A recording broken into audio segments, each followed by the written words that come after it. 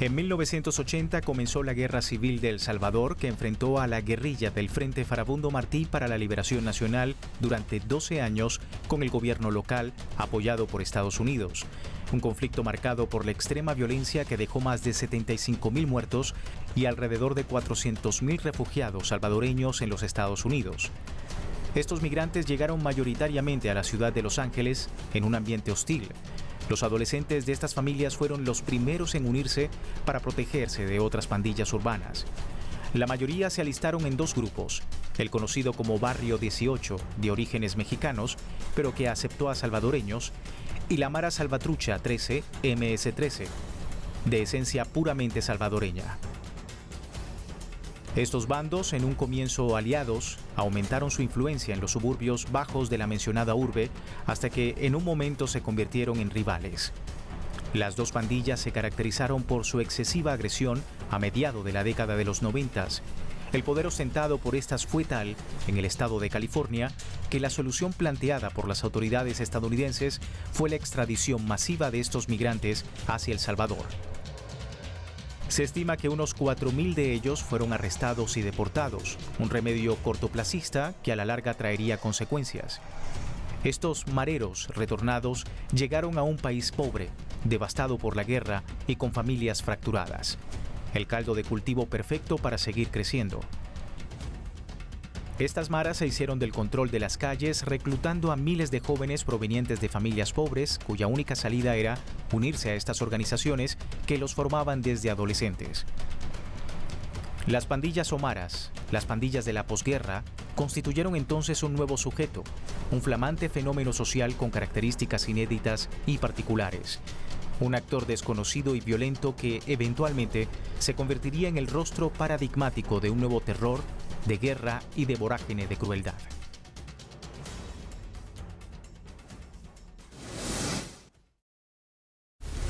El pueblo salvadoreño tiene una larga trayectoria como inmigrantes que se puede rastrear desde finales del siglo XIX, cuando campesinos y campesinas pobres vendían su fuerza de trabajo a baja remuneración a los dueños de las fincas y haciendas de café. Con el paso del tiempo, los sectores excluidos de este país perpetuaron su tendencia migratoria en busca de empleos y mejores condiciones de vida. El informe de desarrollo humano, publicado por el Programa de Naciones Unidas en 2005, titulado Una mirada al nuevo nosotros, el impacto de las migraciones, expone que durante la década de 1970 las personas migraron hacia las afueras de las fronteras del país y que su destino privilegiado era Estados Unidos. Probablemente en ese entonces la migración estaba caracterizada por habitantes de campo y ciudad, quienes huían de la guerra que se cernía ya como un conflicto de grandes proporciones. El estudio confirmó que el grado de escolaridad de estos salvadoreños que llegaban al país del norte de América disminuyó hacia 1990, lo que puede indicar un aumento de la migración de sectores populares empobrecidos. El origen de las pandillas en El Salvador se entrelaza con la cultura de los clanes en Estados Unidos.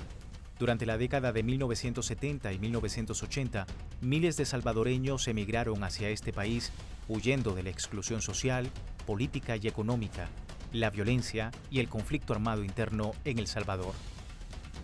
Al llegar a las ciudades norteamericanas, especialmente a Los Ángeles, en el estado de California, empezaron a organizarse en grupos con afiliación étnica, a fin de defenderse del dominio racial por parte de otras organizaciones existentes en el vecindario. Muchos de sus integrantes fueron encarcelados por la comisión de diversos delitos, socializando la cultura pandilleril presente hoy en día en el sistema carcelario estadounidense. Esto está asociado a amenazas, en muchos casos por, rechazo, resistencia de la gente a aceptar su control, su gobierno, sus disposiciones.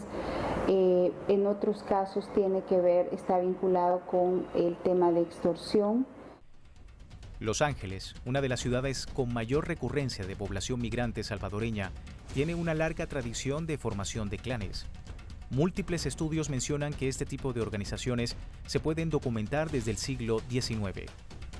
Las pandillas centro de esta cultura se han moldeado desde la segunda oleada de mexicanos en la década de 1930, momento en donde se manifestó por primera vez la creación de un lenguaje privado, de una forma de ser y de vestir en los grupos de jóvenes de ascendencia mexicana que se identificaban a sí mismos como diferentes y que se sentían rechazados por ambas culturas, denominado el fenómeno del pachuquismo.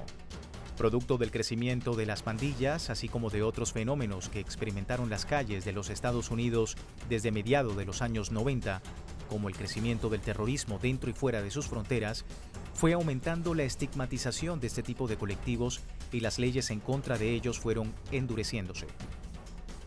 La política antimigratoria se acentuó y agravó a raíz de los atentados ocurridos en 1996 en Oklahoma o contra el World Trade Center en 2001.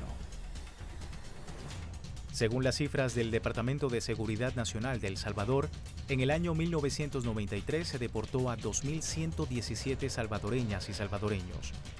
Para 2003 llegó a ser más del doble, 5.561 personas. Pero para 2009 era 10 veces más alta, con 20.849 ciudadanos de El Salvador deportados. Es significativo notar que los registros oficiales dan cuenta de que una parte de las personas deportadas en estos años tenían antecedentes penales. Quienes llegaron a Estados Unidos en la década de 1990 e inicios de los 2000 se asentaron entre los sectores menos acomodados de esta sociedad. En 2010 se pudo confirmar la integración de los y las salvadoreñas a los sectores populares.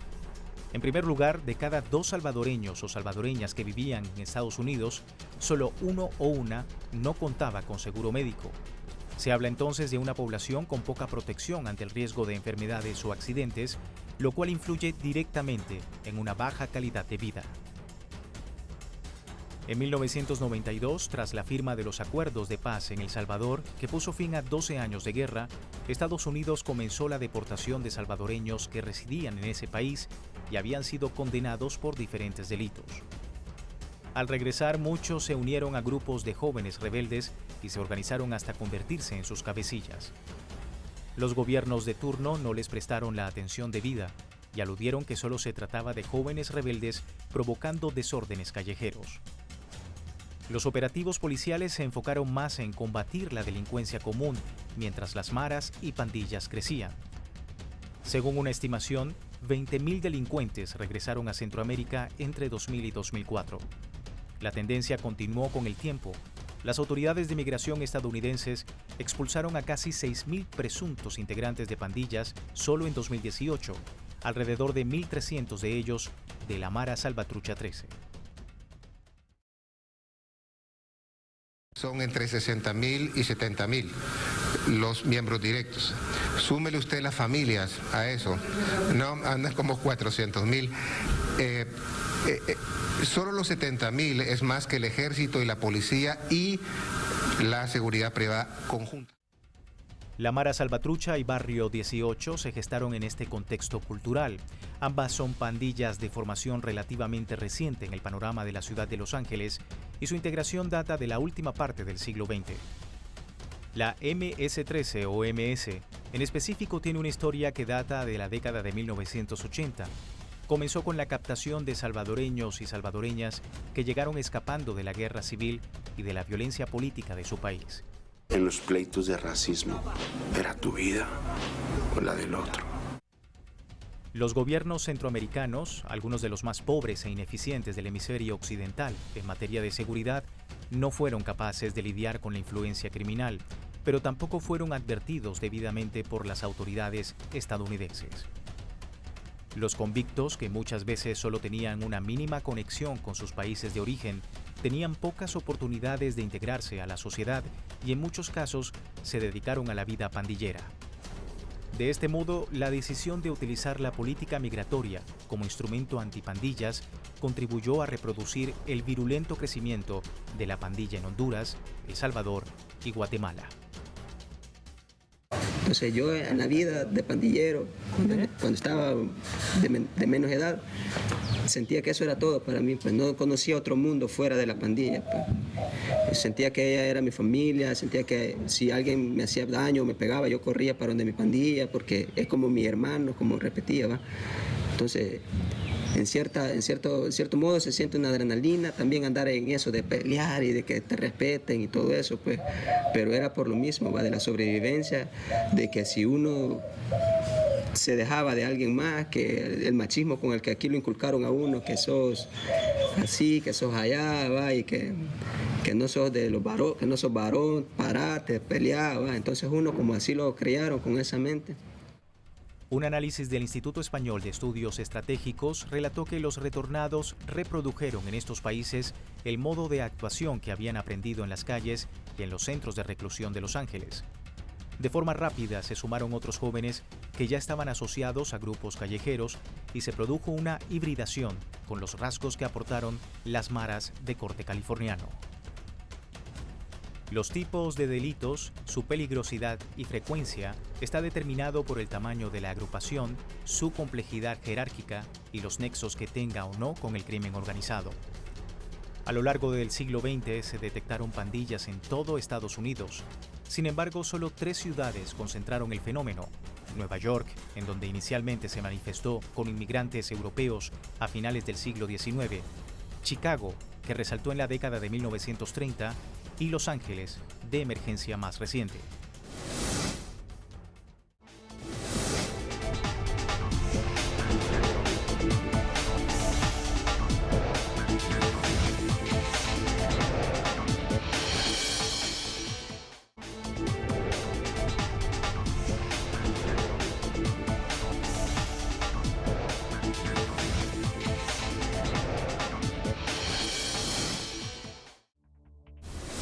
La pobreza extrema, desintegración familiar, las dificultades de sobrevivencia y las carencias al que pertenecen son algunas de las principales causas que tradicional y comúnmente se argumentan sobre el ingreso de infantes y jóvenes a las pandillas conocidas como maras.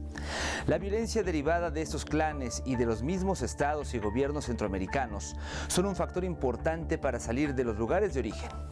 Los agrupamientos juveniles como Barrio 18 y MS-13 o Mara Salvatrucha se disputaron el control territorial desde la década de los 80s. La participación de jóvenes deportados de Estados Unidos llevó a una transmisión de valores, códigos, formas de comportamiento y hasta de vestimentas de sus integrantes en los guetos latinos, sobre todo los mareros de la ciudad de Los Ángeles. Ellos, acostumbrados a los enfrentamientos violentos con las pandillas de otros grupos étnicos, contribuyeron a que la defensa de un territorio limitado se volviera una de las actividades principales de las bandas centroamericanas. El origen de las pandillas en El Salvador se entrelaza con la cultura de los clanes en Estados Unidos.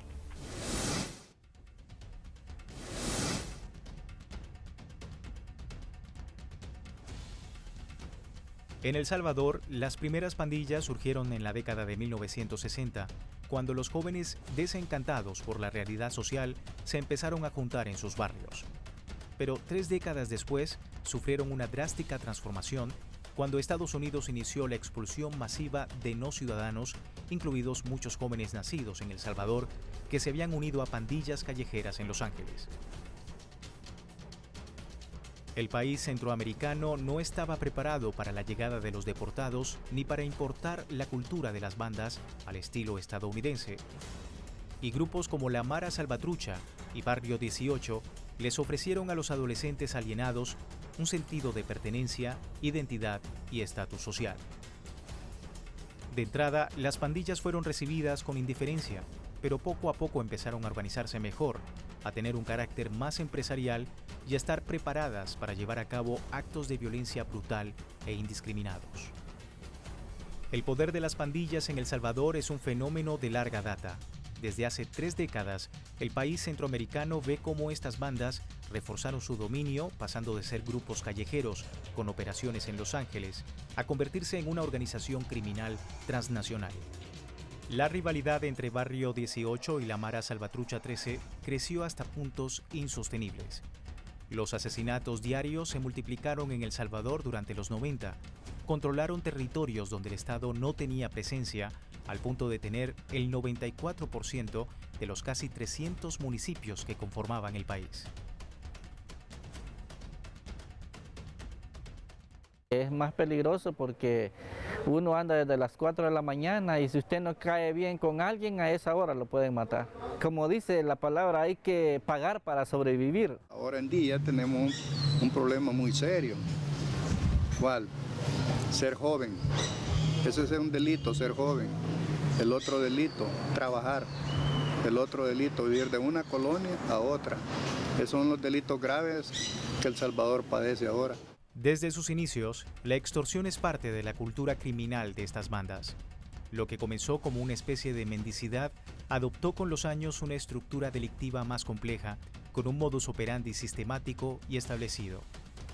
Sus actividades comenzaron con pandilleros que pedían donaciones durante las primeras fases de las maras en el Triángulo Norte Mesoamericano a finales de la década de 1990. Los pandilleros en El Salvador acostumbraban pedir en las calles una cora, jerga salvadoreña para el $1/4 estadounidense. Por ejemplo, se miran rutas de buses, ¿verdad? Buses extraurbanos, ruteros, tutuqueros, taxis, ¿verdad? Entonces, se les ve y se les ataca, ¿verdad? Dejándoles teléfonos o todo, ¿verdad? Pero antes de eso se hace una investigación bien profunda, ¿verdad? Para tener topada a la persona. Les investigamos su familia, su trabajo, sus amistades, dónde frecuentan, los lugares que más visitan, ¿verdad? Para tenerlos como que topados, pues, o sea, ponerlos contra la espada y la pared para que ellos, cuando uno ya les dice de que sabe de su familia y de dónde frecuentan y de todo lo de ellos, hasta sus ingresos y todos sus familiares, sus hijos, dónde estudian. Ahí es donde se les ataca y entonces por temor, desde que ellos vienen y empiezan a pagar la extorsión, ¿verdad? Bajo la administración del presidente Francisco Flores, entre 1999 y 2004, se empezó a recurrir a la táctica de la mano dura. Frenar la violencia con más violencia. El Estado comenzó una campaña de detenciones masivas en las que se registraron asesinatos amareros. Esta situación hizo que en 2012, bajo el gobierno del expresidente Carlos Mauricio Funes, se buscara una tregua a cambio de beneficios carcelarios, algo que fue muy impopular en la población pese a que los asesinatos se redujeron a la mitad entre ese año y 2014. Sin embargo, el final de la tregua en 2015 convirtió a El Salvador en el país más peligroso del mundo. Hemos tenido que ver con la tregua, se supone que es un acuerdo entre pandillas. Entonces nosotros creemos, debido al incremento de homicidios, creemos nosotros que la tregua ya se agotó. En el Informe Mundial sobre Desplazamiento Interno GRID 2018, publicado por el Observatorio de Desplazamiento Interno, se reportaron para ese mismo año 327.000 personas desplazadas por violencia criminal, incluyendo homicidios, amenazas y extorsiones, los típicos delitos de los pandilleros. En 2016, el Centro para el Monitoreo de Desplazamiento Interno sumó 220.000 casos de desplazamientos en el país y en 2015 registraba 170.000 personas. De repente nos cambió la vida, de un día para otro sin esperar, por las maras. Mi marido pagó mucho tiempo, llegaron ellos y le dijeron de que querían 50.000 lempiras. Los chicos amenazaron con que si mi marido no les pagaba, iban a matar a mi hija, la de 15 años, que nos la iban a mandar hecha de pedazos en una caja de televisor. Esos años fueron los más violentos en la historia del país. Además de los éxodos, se registraron 23.020 homicidios en el segundo periodo del Frente Farabundo Martí para la Liberación Nacional en la presidencia. El 2015 fue el año más violento en la historia salvadoreña, ya que se perpetraron 6.600 homicidios.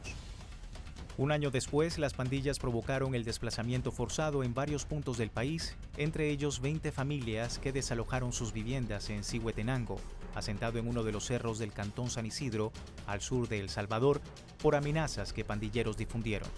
Meses después, otras 40 familias huyeron del cantón El Cedro, del mismo municipio, por amenazas de la Mara Salvatrucha.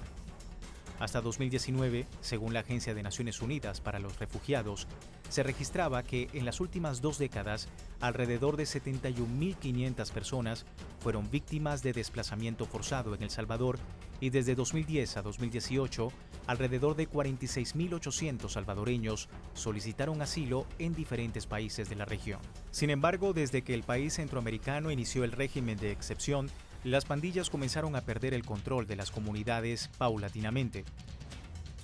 La colonia La Campanera en San Salvador ha cargado por años con el estigma de ser uno de los barrios más peligrosos del país, pero la realidad es distinta ahora, donde las pandillas no juegan ningún rol. Lo mismo ocurre con otras comunidades que por años fueron territorios repartidos entre estos grupos delincuenciales para cobrar la renta o asesinar. Según datos oficiales publicados en enero de 2024, 2023 tuvo la cifra de homicidios más baja en la historia de El Salvador, cuando se contabilizaron 154 homicidios, una tasa de 2.4 por cada 100.000 habitantes, mientras que en el año anterior, en 2022, se registraron 495 homicidios, o 7,8 por cada 100.000 ciudadanos. El homicidio es el principal parámetro usado por los gobiernos salvadoreños para medir la seguridad ciudadana. De hecho, el gobierno de Nayib Bukele decidió solicitar un régimen de excepción tras una ola de asesinatos ocasionadas por las pandillas que entró en vigencia a finales de marzo de 2022 y fue decretado tras una escalada de violencia que dejó 62 personas asesinadas en 24 horas y un saldo de 87 víctimas mortales en menos de una semana. Pese a los datos del gobierno salvadoreño sobre el estado de excepción, organizaciones defensoras de derechos humanos reportaron 5.082 víctimas de violaciones a sus derechos humanos, principalmente por detenciones arbitrarias.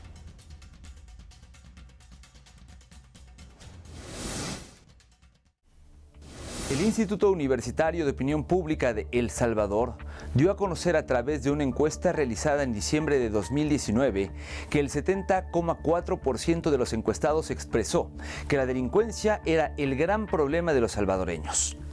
La cifra en diciembre de 2023 bajó a un 4,3%. El gobierno atribuye esta reducción de delitos a su plan de seguridad y al régimen de excepción establecido en 2022. La construcción de una megacárcel de seguridad conocida como Centro de Confinamiento de Terrorismo, en marzo de 2023 con capacidad para 40.000 personas, acaparó las miradas de muchos en la región como un ejemplo a seguir y dejó en firme la imagen del actual presidente salvadoreño Nayib Bukele en la lucha contra la delincuencia organizada y la restauración del país por la Fuerza Armada, a pesar de que los críticos del gobierno y varias organizaciones internacionales manifestaron su preocupación por su modelo de control y mano dura que sacrifica derechos fundamentales en pos de la seguridad pública.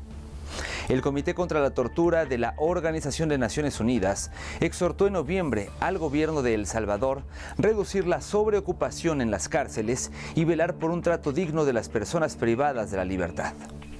Asimismo, pidió llevar a cabo una estricta separación entre privados sin condena firme y los que ya tienen una sentencia dictada por un juez. Así llegamos al final del programa. Le invitamos ahora a que siga en sintonía de Telesur, visite las redes sociales de este programa y nosotros nos vemos la próxima semana en una nueva edición de Entre Fronteras.